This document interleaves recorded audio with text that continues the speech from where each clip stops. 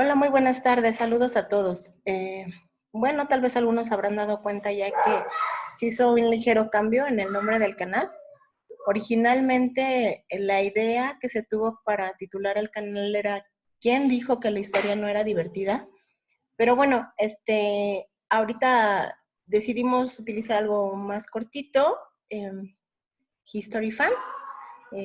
Sin duda yo soy una gran fan de la historia. Me encantaría saber que ayudo a que alguien más se vuelva fan de la historia o de algunos periodos históricos, sería una gran noticia. Pero sí partimos de la idea primaria de quién dijo que la historia no era divertida. Todo lo contrario, ¿eh? La historia es muchas cosas, una de ellas divertida, y muchas cosas no es la historia, pero particularmente divertida es muy divertida. Bueno, vamos a ver si logramos transmitir ese divertimento de la historia. Hoy voy a hablar un poquito de mexicas, en virtud de que este es un tema sumamente largo, un tema sumamente a desmenuzarse, y además voy a hacer una pequeña promoción de un proyecto adicional que llevo aparte del canal de YouTube. Para quienes deseen no solo quedarse con lo poquito que yo aquí comento. Entonces, bueno, primero les hablo brevemente sobre esta cuestión de mexicas, de verdad, solamente les hago una ligera introducción. Y saltamos al pequeño promocional que tengo. En realidad llevo dos proyectos que aquí se van a ir comentando. Uno tiene que ver con salidas, entonces ahorita no se puede promover la circunstancia de las salidas, pero estoy organizando un Classroom que en un momento les comento. Bueno, entonces, esta presentación tiene que ver con mexicas. Mexicas tiene toda la importancia en virtud, bueno, de ser una cultura mesoamericana justo la que lidia con la llegada de los españoles en el siglo XV y que ya tiene toda su bifurcación en el siglo XVI. O sea, es, es el imperio que recibe aquí en América a la llegada de los europeos, que en algún momento se pretende llamarse conquista y que posteriormente pues ya se vuelve colonización, ¿no? De hecho, es uno de nuestros siguientes temas, precisamente hablar de lo que es la conquista material y el mestizaje, propiamente hablando. Entonces, pues bueno, en este video introductorio de mexicas, se puede hablar tantísimo sobre mexicas. Bueno, hay un primer elemento que luego me preguntan mucho en las clases, y es, ¿por qué mexicas y no aztecas, no? Me hacen de repente mucha esa pregunta, ¿por qué les decimos mexicas? Y, o sea, entonces, ¿qué diferencia hay entre mexicas y aztecas? Por eso pongo aquí el tema de la migración azteca. Un grupo existe dentro de los múltiples grupos que se desarrollaron en el periodo mesoamericano, en los periodos mesoamericanos, recordarán, preclásico, clásico, posclásico. Del posclásico hay un grupo que se identifica ubicado en la gran área de Aridoamérica, un grupo conocido que se hacía llamar Azteca, debido a que probablemente su zona de origen haya tenido que ver con un espacio que se llamaba Aztlán. Si bien es cierto, para algunos autores Aztlán es una zona mítica, es un lugar mítico que no se sabe dónde estaba, que no se sabe exactamente a qué parte de la República Mexicana nos estaríamos refiriendo, y hay incluso investigadores que realmente esa mítica Aztlán realmente no está en el actual México, sino está en el sur de Estados Unidos. Lo cierto es que este grupo probablemente haya partido, haya hecho una migración de lo que es un lugar en el norte.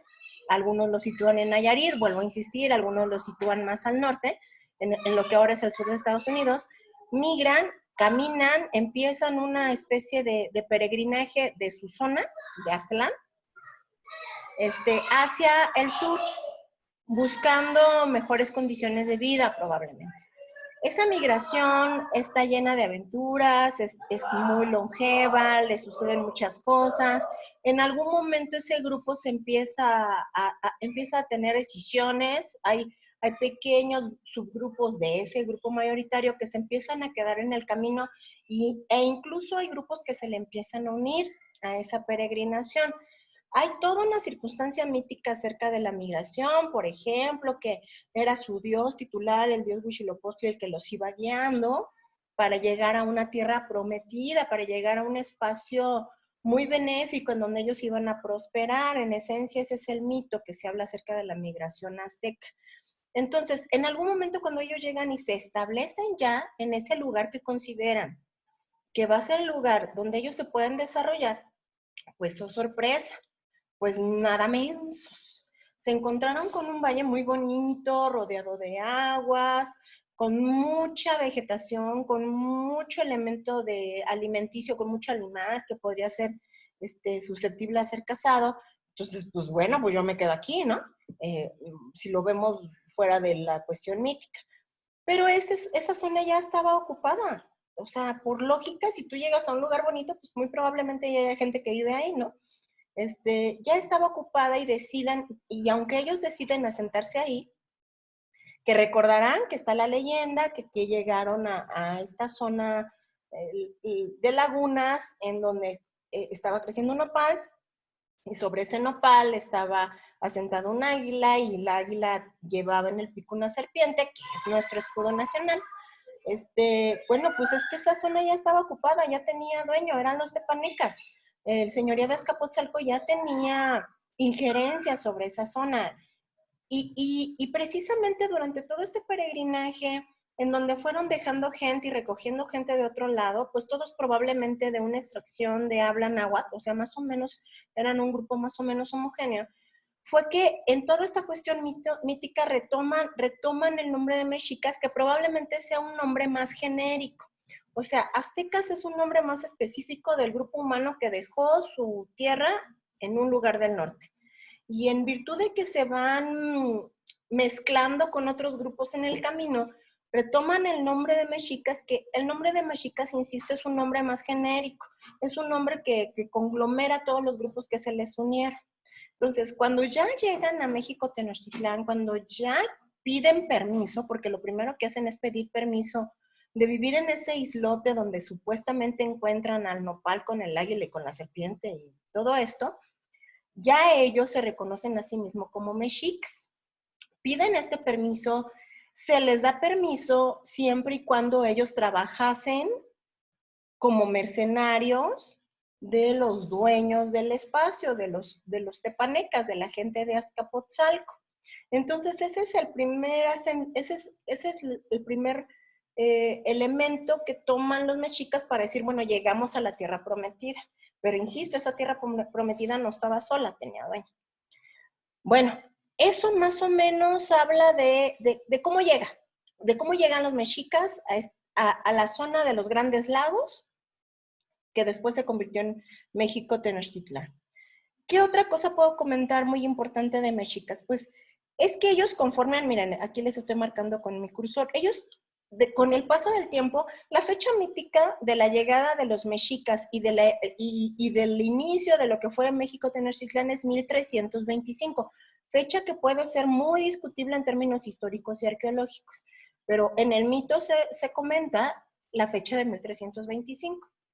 En breve, esta cultura que llegó como rentera, así como decimos acá en esta gente que llegó pidiendo permiso, como pagando renta para que la dejaran establecerse en el islote que estaba en el centro de los valles, del Valle de los Lagos, llegaron a conformar una pirámide social sumamente complicada, sumamente estructurada. Fue una sociedad guerrera, por eso aquí comento el elemento de la guerra, cosa que ahorita comento un poquito más a profundidad.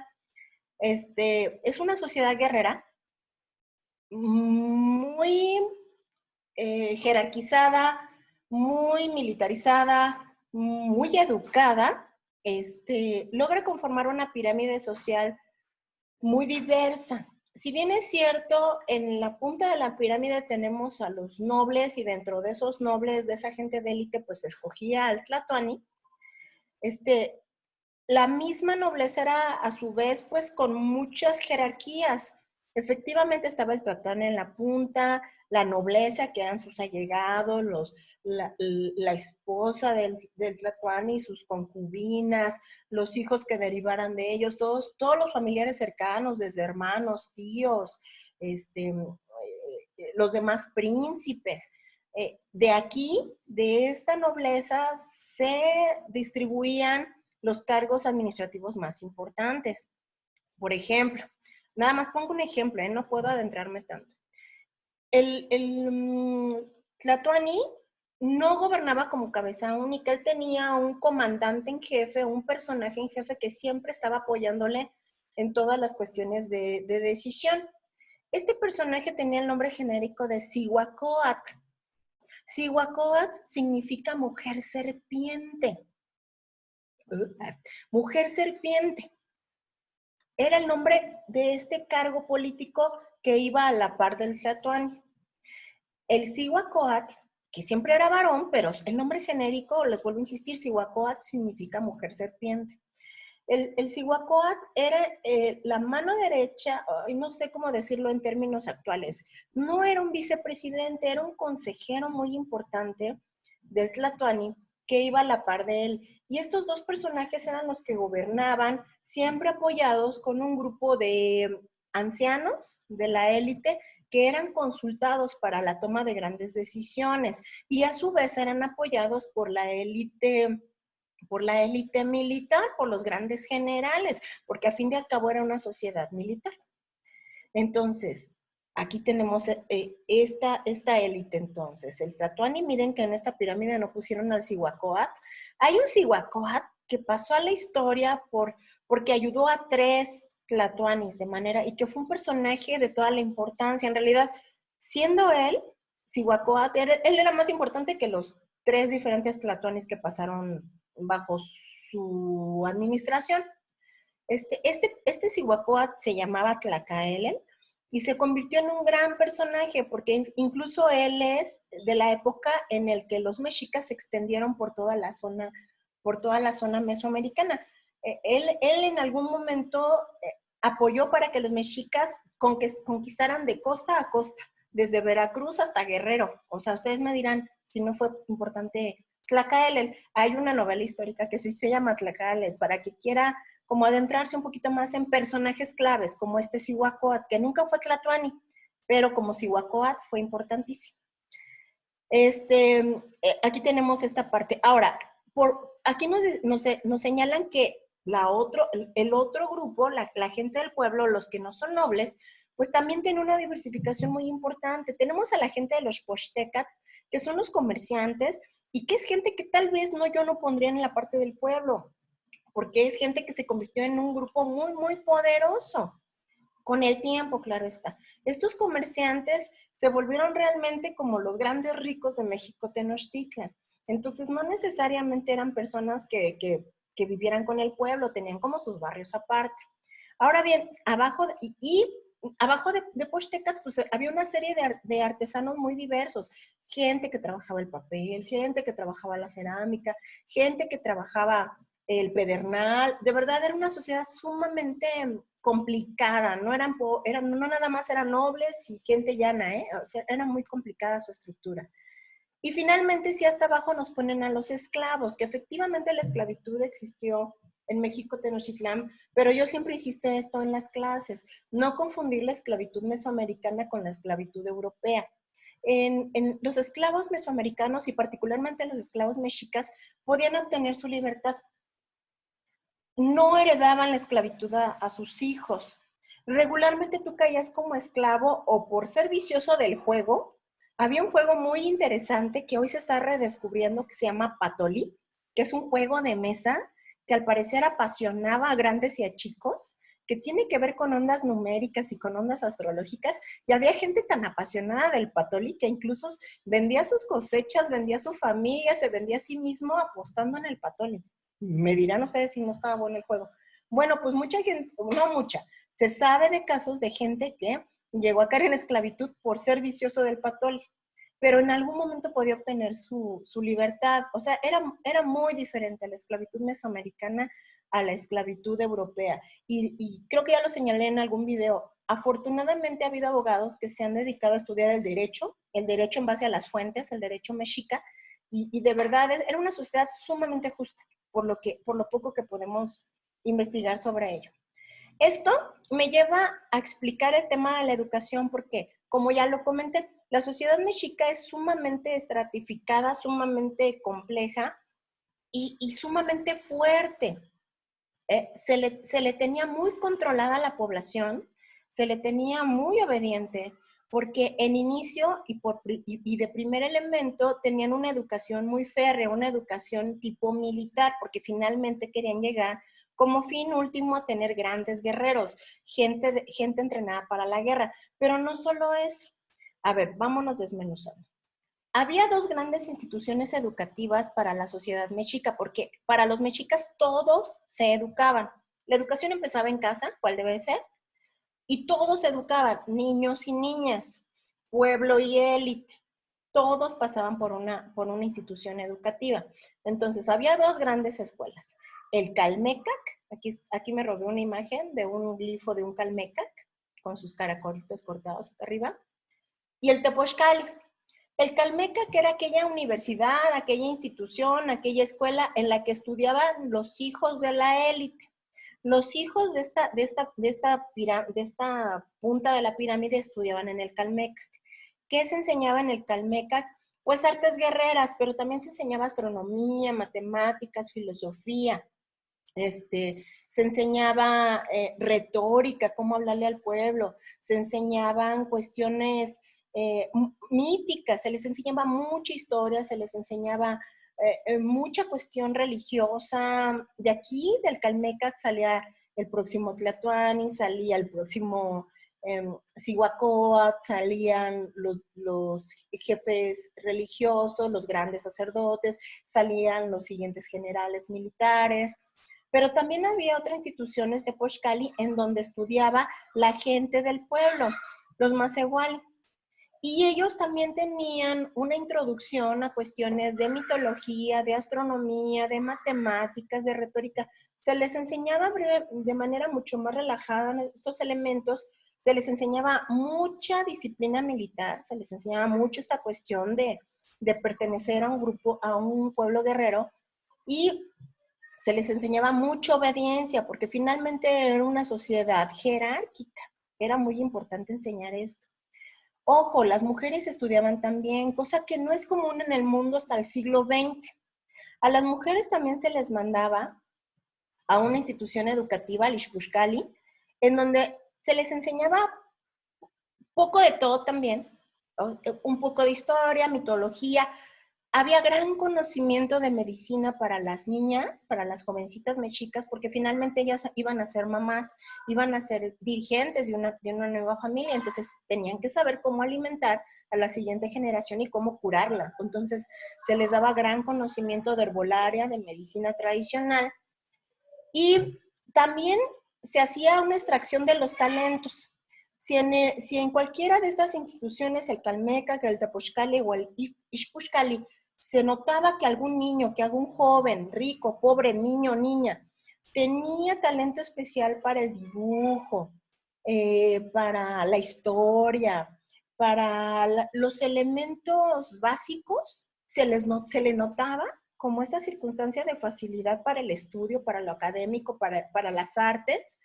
Este niño, esta niña era seleccionado y se le mandaba a diferentes niveles para que en algún momento llegara a ser un tlacuilo, un personaje que era como un escriba, pero que tenía muchos más trabajos que simplemente escribir. Efectivamente llegaba a saber escribir y leer, pero además de ello tenía gran conocimiento con cuestiones adivinatorias, del calendario agrícola, y cuestiones de herbolaria y medicina, de la cuestión zodiacal o del conocimiento acerca de los nacimientos.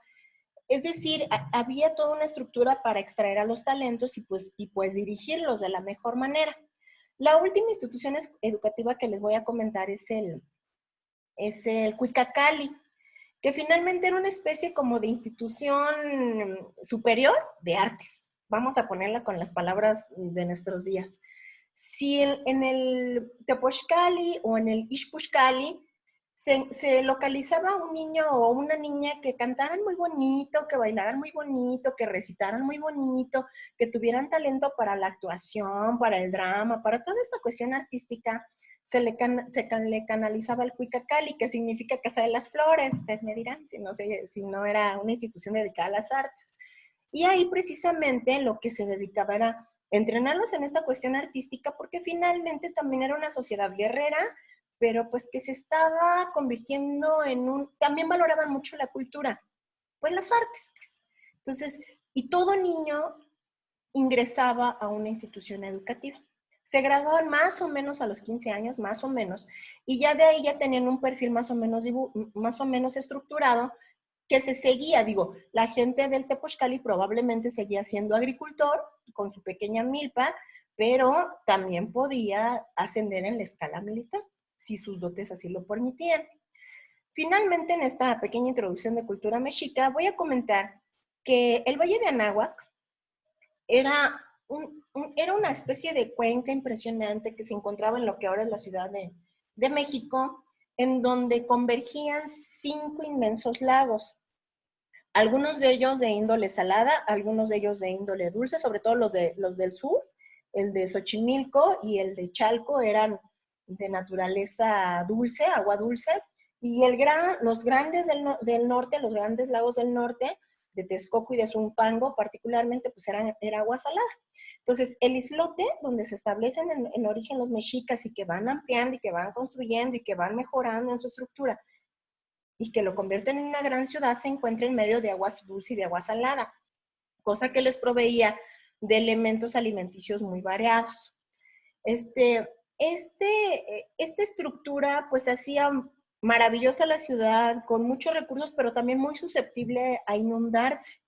Pero ojo, la arquitectura que se logró desarrollar en la Ciudad de México, Tenochtitlán, dio pauta a que esta ciudad-isla se inundara muy pocas veces. Al parecer se inundó en 2 o 3 ocasiones a lo largo de toda la historia de la cultura mexica, mientras que la Ciudad de México se inunda todos los años. La ciudad moderna ¿cómo le dicen? El drenaje profundo y con toda la infraestructura y con todo que se desecaron los lagos, que ojo, les dejo esta pregunta al aire. Si alguien lo sabe, me lo contesta acá en los comentarios. ¿Quién desecó los lagos? ¿Quién hizo el acto político, arquitectónico, hidráulico, de secar los 5 lagos? Porque estos lagos evidentemente no se secaron con la toma de México Tenochtitlán, pero la ciudad cambió dramáticamente. Y de pasar de ser una ciudad isla, en medio de agua limpia, hermosa, cristalina, después de la conquista se convirtió en un islote, efectivamente con una ciudad tipo europea, rodeada de agua sucia, porque ya el tema del drenaje ya no se manejó bien. Y así pasamos al menos por 300 años hasta que se llegó con un personaje que se dio a la tarea de secar esta agua de alrededor, porque ya efectivamente se había vuelto insalubre el tener tanta agua sucia alrededor. Si alguien sabe, lo comenta, pero también lo vamos a ver más adelante en las temáticas que tengan que ver con los temas más adelante en el tiempo. Bueno, como ya les comentaba, esta es una breve introducción a Mexicas, lo cual me lleva a comentarles del otro proyecto que estoy llevando a la par de los videos de YouTube, que es un Classroom. Tiene unas semanas cuando empezó la contingencia, cuando empezó la cuarentena, que hubo gente con la que yo me vinculo, gente que de regular ha asumido la educación de sus niños, de sus jóvenes y apoya y no se queda con lo que se ve en casa, con lo que ven en clase nada más, sino que en casa ellos ahondan en las temáticas que me habían requerido algún material de trabajo para varias temáticas. Entonces yo estoy comenzando con un Classroom que se llama México Antiguo. Y aquí doy la bienvenida en el tablón, voy indicando las partes del Classroom, en el tablón, con un bellísimo poema náhuatl que precisamente se llama El Sabio, que es un poema que se ha rescatado de la literatura mexica, de la literatura náhuatl, en donde hablan acerca del profesor, acerca del maestro. Y le dan las gracias al maestro porque él es el gran dador de conocimiento, porque le permite al joven que obtenga una personalidad, le da rostro y le da corazón al joven. De verdad es un poema muy bonito, por eso yo abro esta clase virtual con el poema, que dándole clic aquí, a donde estoy poniendo mi cursor. Lo pueden escuchar en náhuatl y lo pueden escuchar en español, pero lo interesante del Classroom, pues precisamente es el área de trabajo de clase, porque empiezo en la parte de hasta abajo donde dice Mesoamérica y precisamente eso fue lo que me requirieron algunas personas. Material de trabajo, videos, material de lectura, juegos, para acercar a sus niños, a sus jóvenes a la historia, a diversos temas históricos. Y en este caso, pues yo prácticamente comencé nueva, o como es obvio, con temas mesoamericanos. Bueno, si ustedes le dieran clic a esta parte que dice Mesoamérica, pues pueden ver la pequeña introducción que yo escribí al respecto, pero más abajo pueden ver una presentación en PowerPoint que yo misma realicé, lecturas, más lecturas y otras lecturas que yo he encontrado y recomendada para público de ciertas edades, o sea, desde pequeños hasta jóvenes, es más, desde preescolar. He encontrado yo material que se puede aplicar desde preescolar. Y aquí voy pues ya señalando todas las temáticas vinculadas al tema principal. En este caso el tema es mexicas, como es el que estoy tratando aquí. Y de mexicas se ha desarrollado las temáticas, por ejemplo, de la cuenca de Valle de México. Hay una lectura aquí que tiene que ver con ello. Otro tema que se desarrolló es migración de los aztecas. Doy una pequeña entrada, una pequeña introducción y finalmente aquí un video que recomiendo. Sobre mitos, si quieren saber sobre mitos mexicas, pues aquí dejo recomendación, bueno, dejo una pequeña introducción obviamente de mi parte y dejo videos, dejo lecturas, dejo muy diverso material que se puede trabajar con niños. Hay recomendaciones para los papás, diverso material que ellos pueden estudiar. Miren, aquí hay un apartado que es importante, dice, para niños entre 6 y 12 años. O sea, ¿qué recomiendo?